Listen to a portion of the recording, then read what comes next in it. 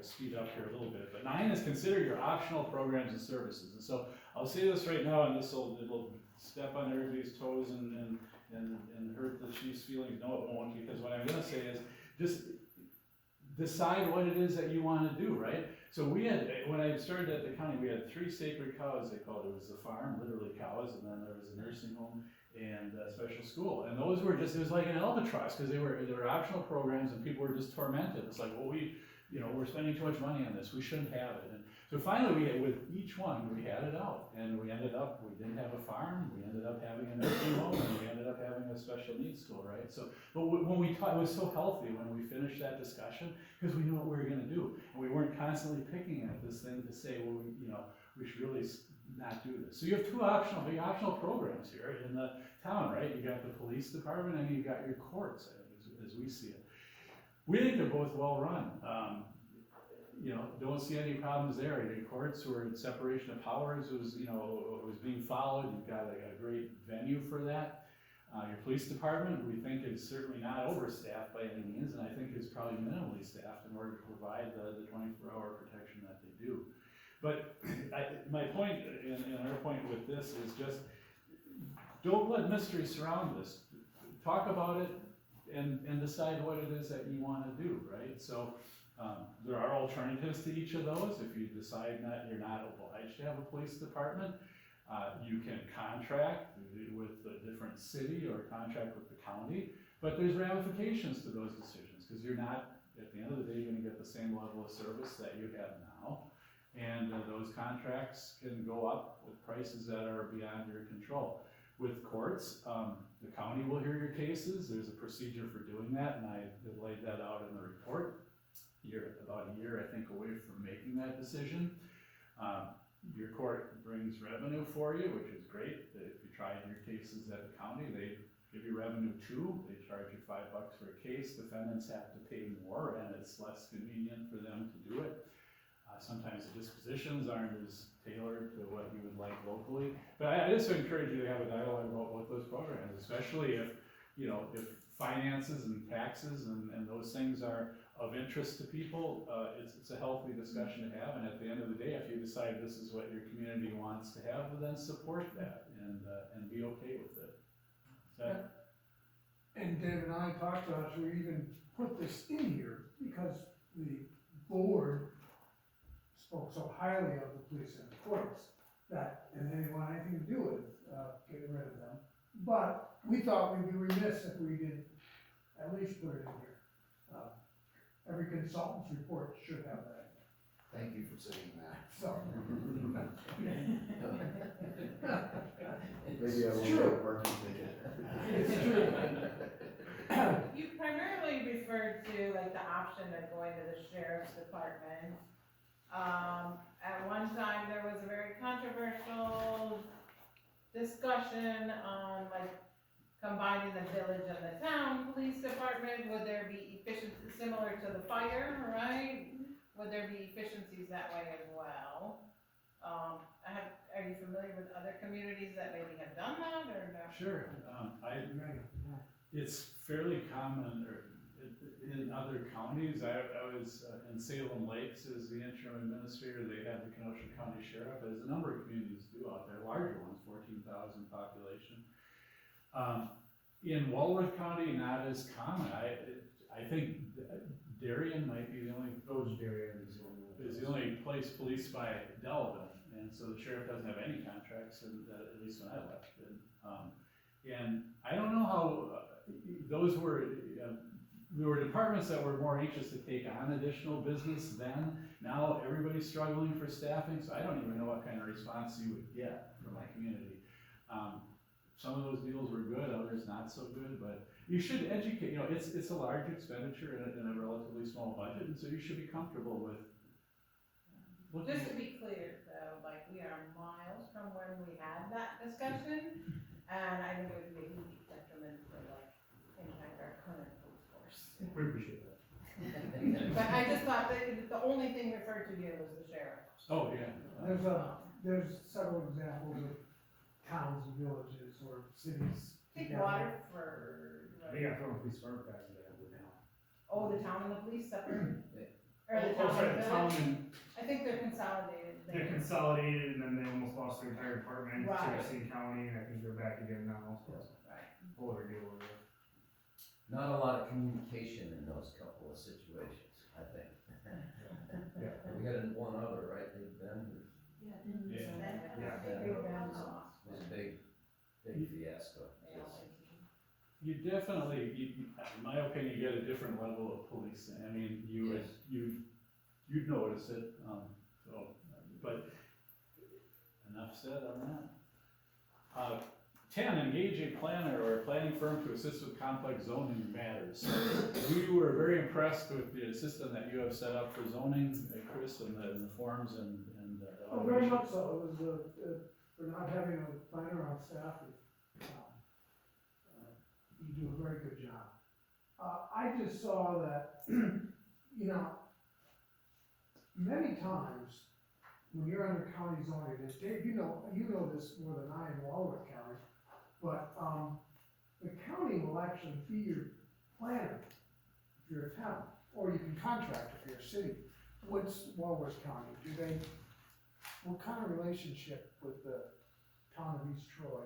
Well, they have general zoning and they'll assist with plans, but at a level of probably, less than a paid planner. We don't have a lot of complex zoning matters here, not always, just a few. But it could be beneficial to have an outside planner to come in and evaluate it before they go to the plan commission, sit down with the planning chair, the attorney, a planner, and your planning assistant. And ahead of time, before it goes to the plan commission, just like we said, to have before you go to the board and get something on the agenda, you have a memo with staff recommendations or planning recommendations, and do that. In most communities, you have to have at least a week, but usually 2 weeks to get on the plan commission. You can't just get on the next day. I don't know if is that what so, you can hire a planner on a case-by-case basis. Most of the places I work is, if you're having a development, you have to put $5,000 down to pay for the planner, the engineer, and all of that ahead of time.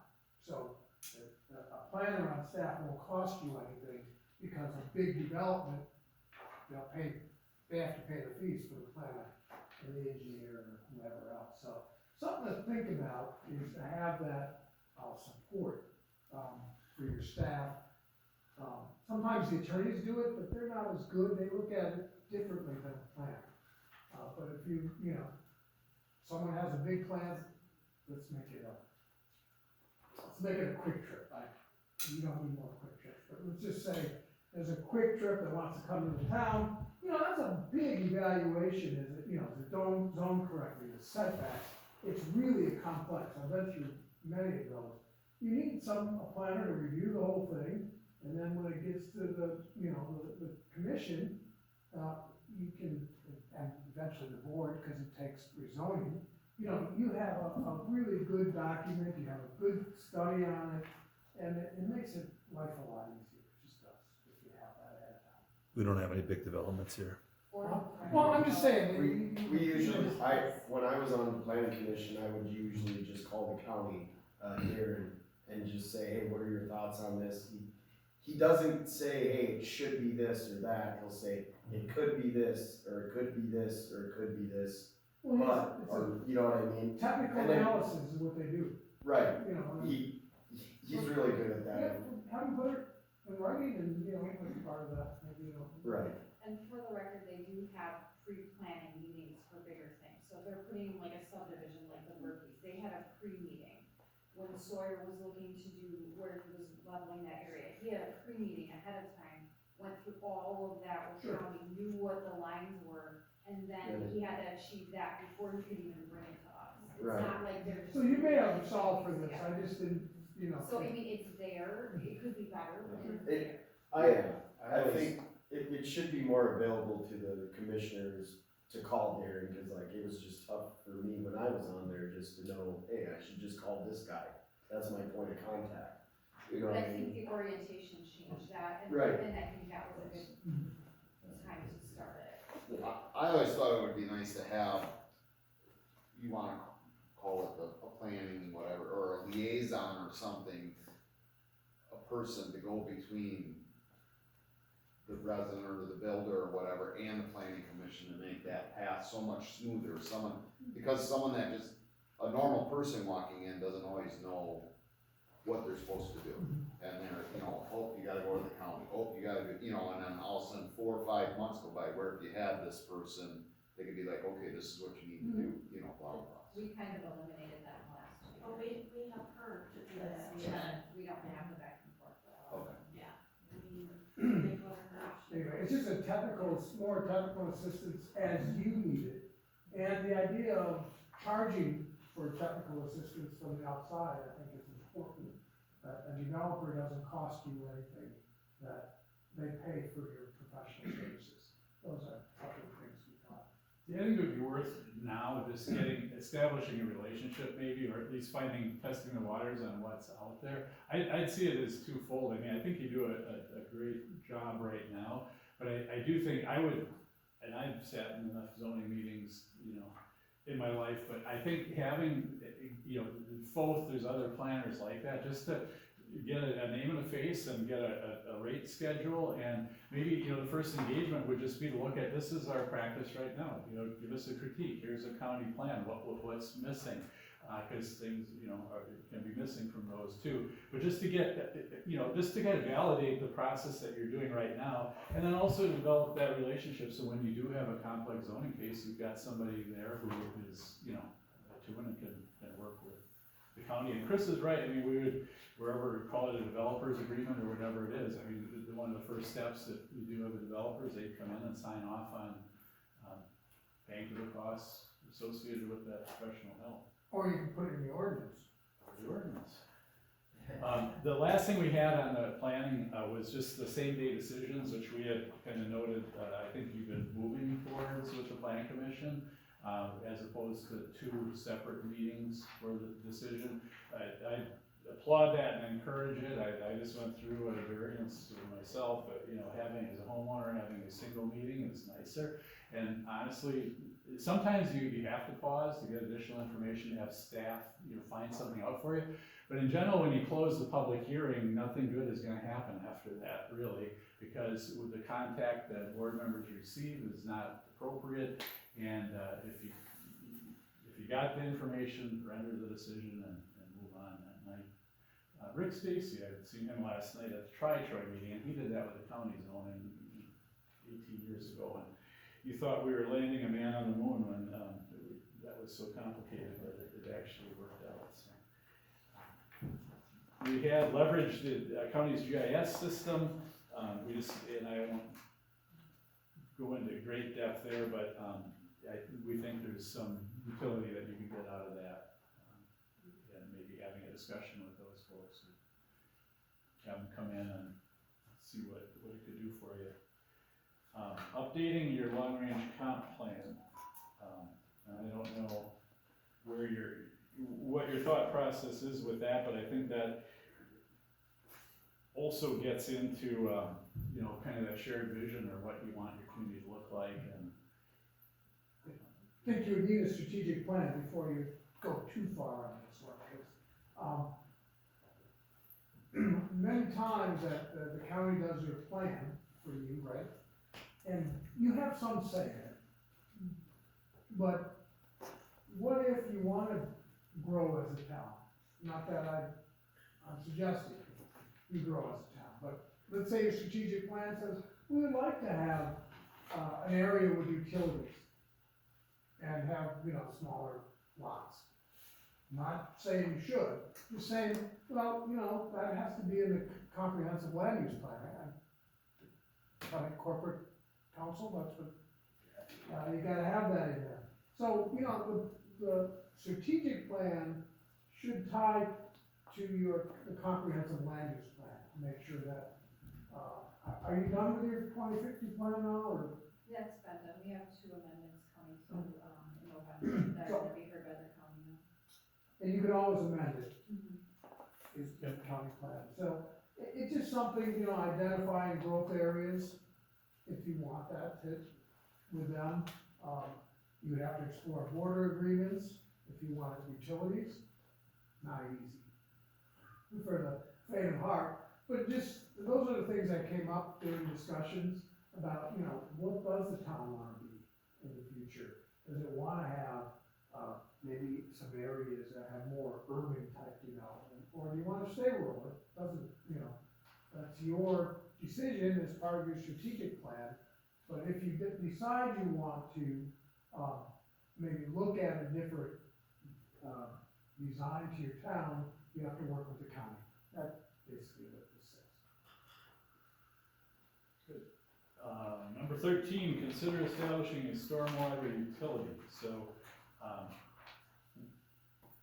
this is especially important for Lake Community, or at least a consideration for you. And so, what a stormwater utility allows you to do is to collect revenue that you use for stormwater improvements, and the revenue is paid by property owners based on impervious surface typically in their land, on their land, right? So if I buy a lake lot and pave a big driveway on it, I'm creating stormwater runoff that the town has ultimately got to deal with.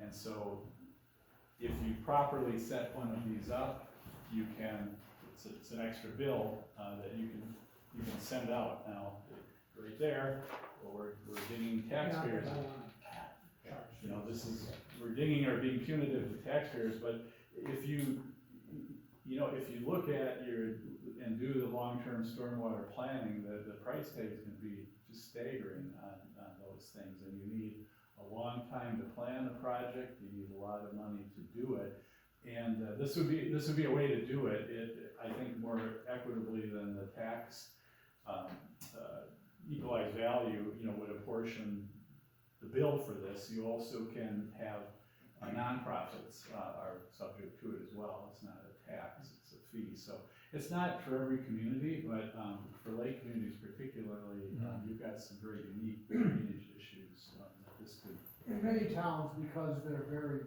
rural and not densely developed, really don't need this, but, you know, it's something that you have a stormwater engineer, I imagine, that reviewed your stormwater plans at one time. So, yeah, you should do a stormwater study before you do any, and I'm not sure if you have any big issues, I'm not sure. My guess is it's only in certain areas, certain basins. Varies two spots that I can, Yeah. right off the top of my head, that we actually have any type of.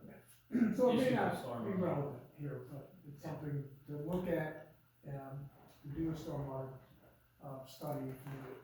Yeah, just an option for you. Let's see, we segued into staffing next, number 14, and so we kind of set this up at the beginning of the meeting. We don't believe that you're overstaffed. In fact, at the end, we would recommend adding probably a half-time FTE, and we've got some suggestions in there as to how that position could be utilized. If you do decide to create the administrator position or part position, also you should seriously consider some administrative support for that position, because oftentimes that can be made a lot more effective by having a good administrative support and good processes and automation set up for that. So, you know, as we said earlier, I don't know that you could run a public works department any leaner than 3. I haven't seen it, I guess, so No way.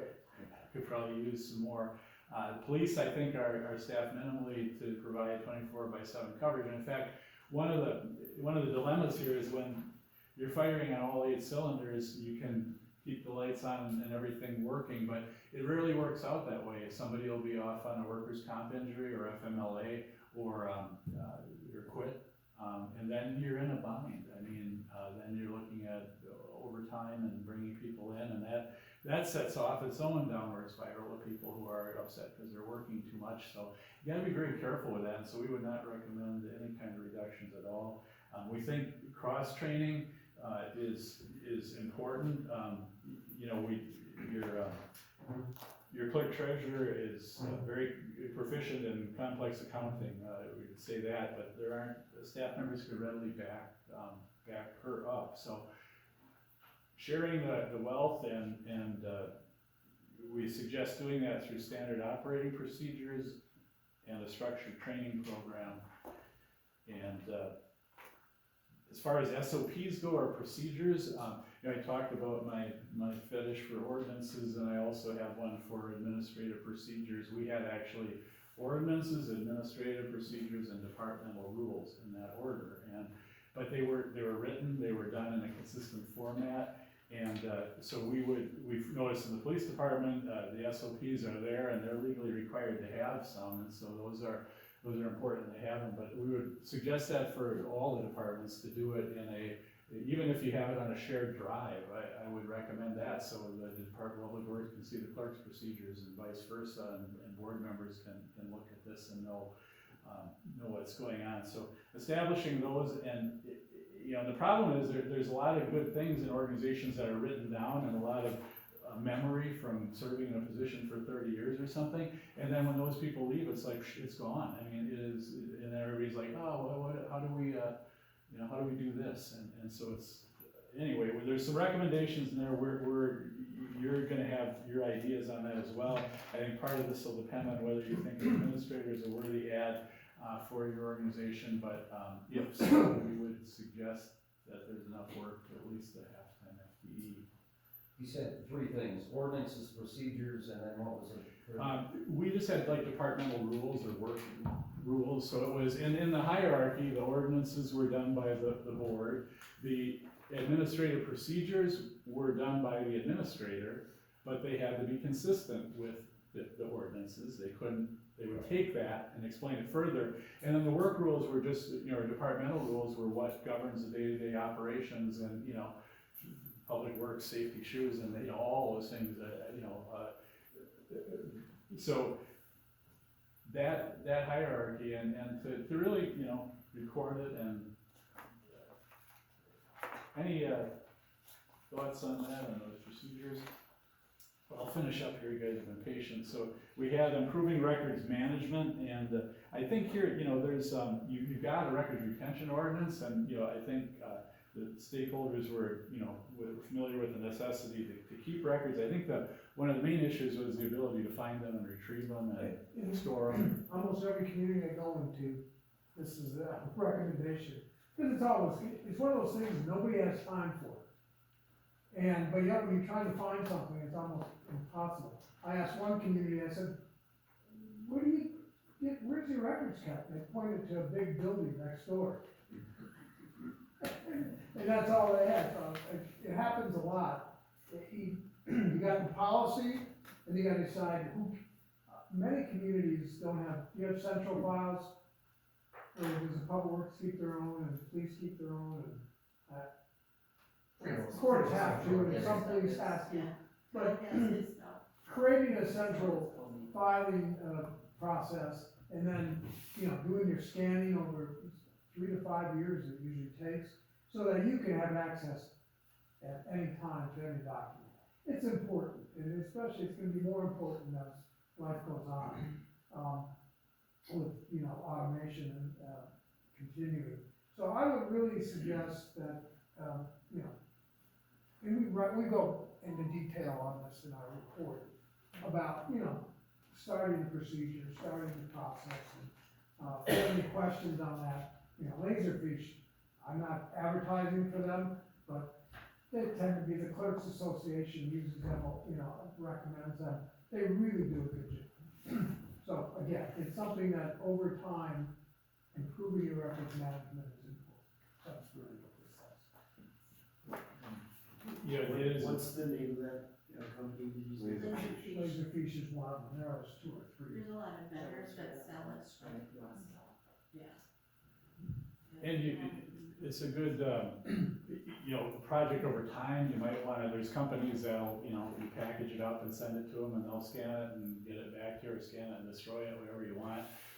And you can buy, like the place I'm at now, I think it's $5,000 a year or something like that. So journey of 1,000 miles begins with a single step, and, you'd be amazed, all of a sudden, those years are are gone out of the filing cabinets and saved.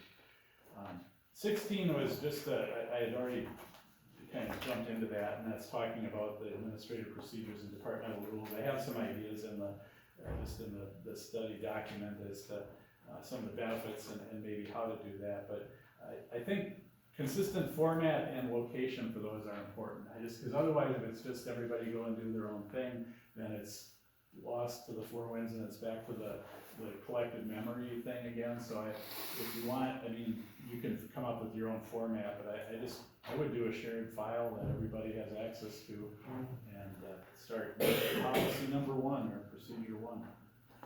And then our final recommendation was just miscellaneous, and I think the first one just talked about customer transaction alternatives to allow, payment online to the extent you can.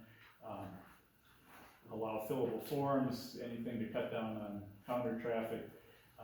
Those kiosks, we got those in Lynn for the boats right now. Those are pretty slick, except when the credit card machine doesn't work, which was last week, but in general, they're nice, because it's just seamless and goes on. And then there was a topic that had come up about the use of line carbon copies in communication, and we just had a little note on that.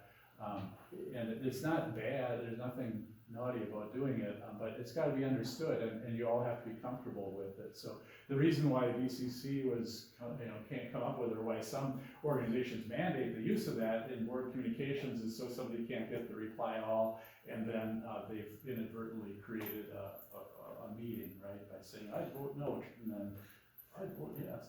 So the idea is the blind carbon keeps dummies like me from doing reply all, you can't do it as an option, so that's, but it can sound bad, right? Well, they're getting blind copied, so that was done secretively. So figure out either be comfortable, I've been in organizations that we've done, that was the protocol, blind copies, or if not, then education is the key, so board members know what they can and can't do. Does it need to become a procedure? I would. Yeah.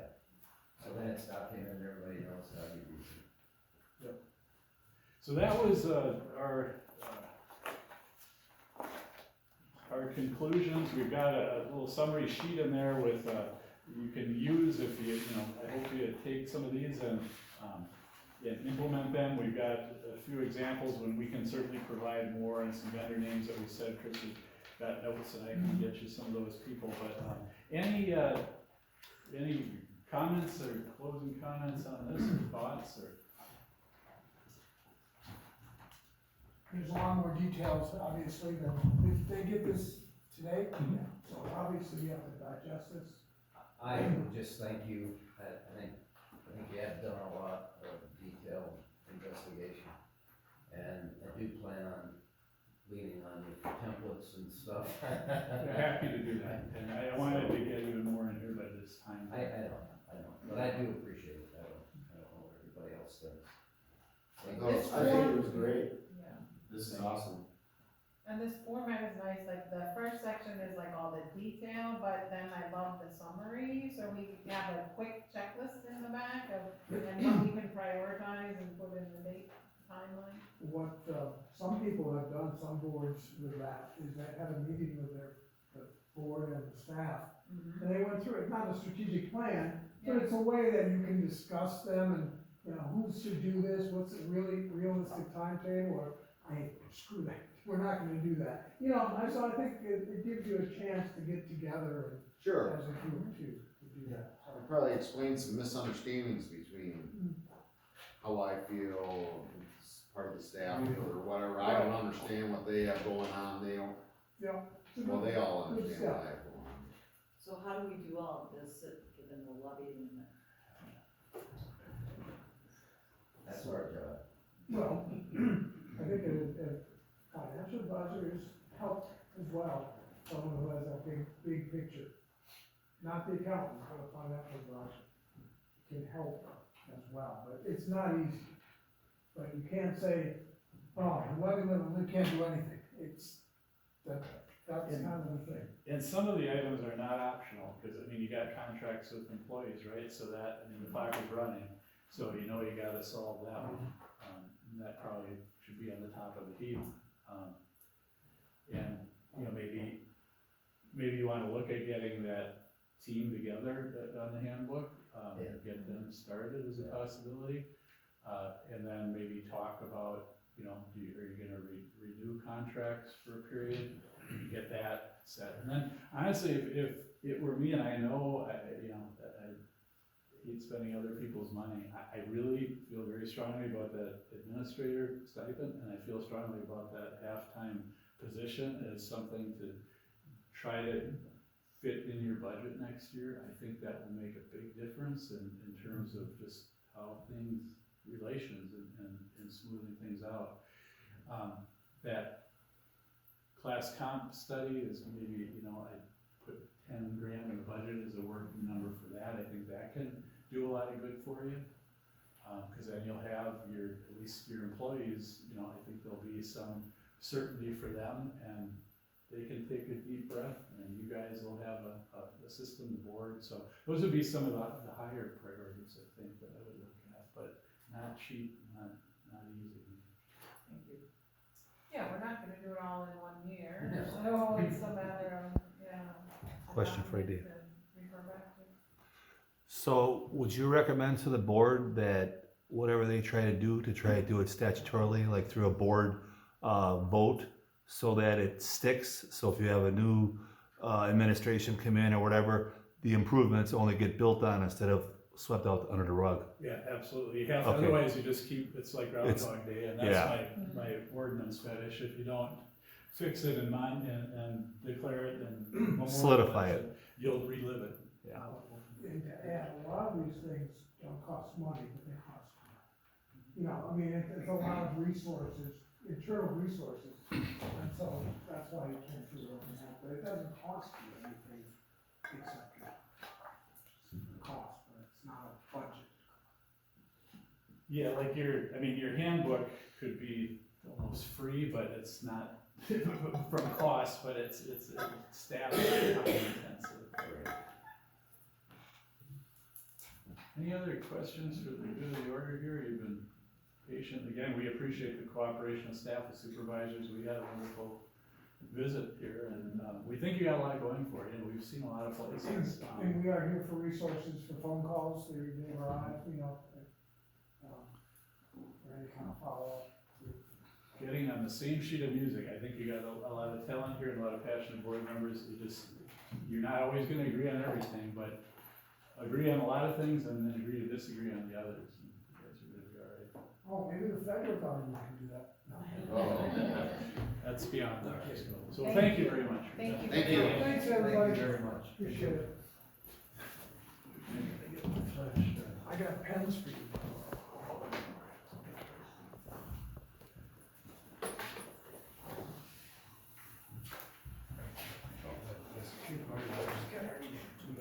The chief is. I make a motion to adjourn. I'll second. Any discussion on adjournment? All in favor? Aye. I'm sorry, we didn't catch the first and second. Tyson and myself. You know who the first was. Thank you. All right.